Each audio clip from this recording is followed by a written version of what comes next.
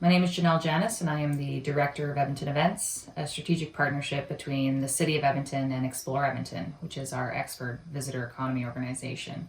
And together, we are Edmonton's primary source that attracts major sport and cultural events to the city.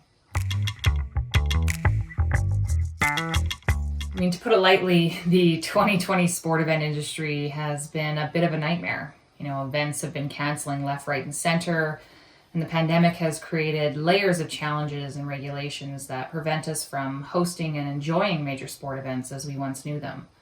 So when the Oilers Entertainment Group, told us that Edmonton had the opportunity to host hockey's most coveted sporting event in our city, and we jumped at the opportunity to leverage this for Edmonton and to help make it happen successfully.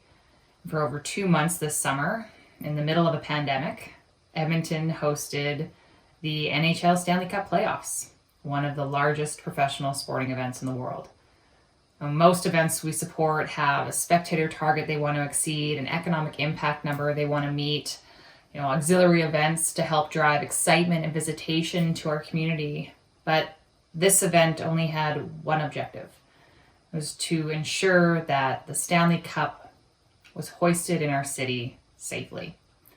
And that would be the definition of success. Because we knew if we did this right, if there wasn't a COVID outbreak, there was a chance for sport events to exist, at least in some capacity, during this pandemic. Countless partners within the Edmonton community, the province, and the country came together to ensure that our NHL bubble had the plans in place, the mitigation strategies prepared, and the vision to make this happen safely in our city.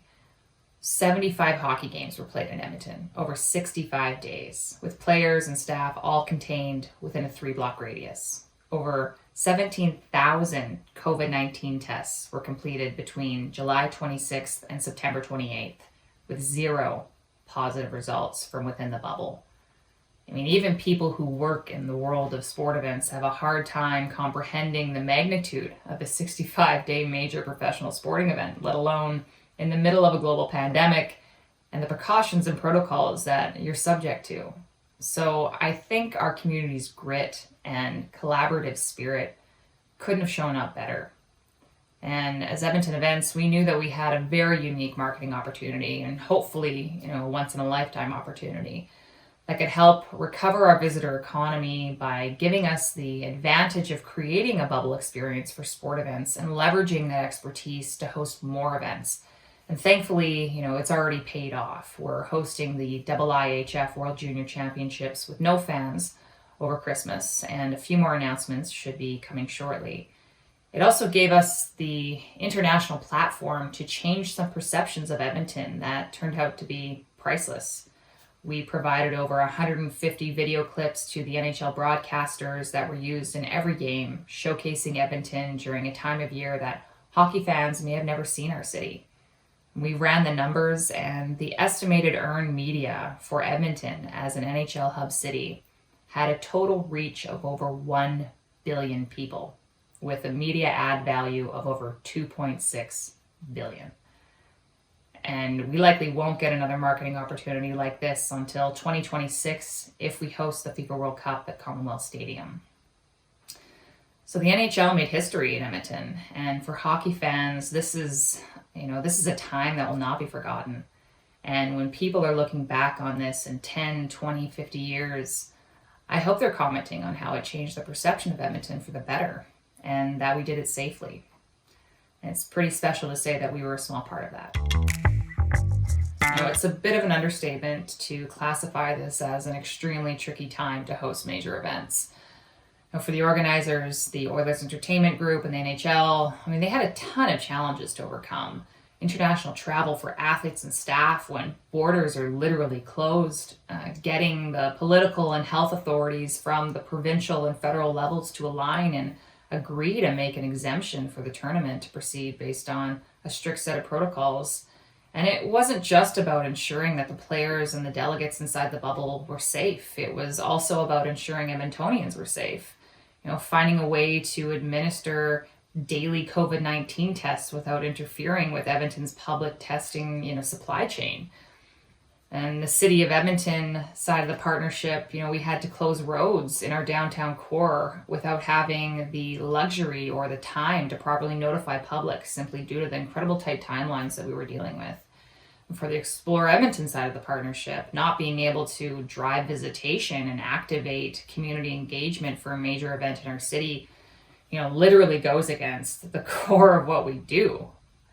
It was a challenging balancing act of promoting Edmonton as a hub city, but not encouraging gatherings or visitation. Honestly, it truly came down to the power of partnerships. At the national, provincial, municipal level, our community really came together to find ways to work collaboratively. No one has ever hosted a major event during a pandemic before, so you had to be patient, and everyone had to trust our health experts and what their recommendations and protocols were to pull this off. The number one priority was ensuring the health and safety of the bubble and of Edmontonians. So anything we did to leverage this opportunity had to have that notion of safety first as our highest priority.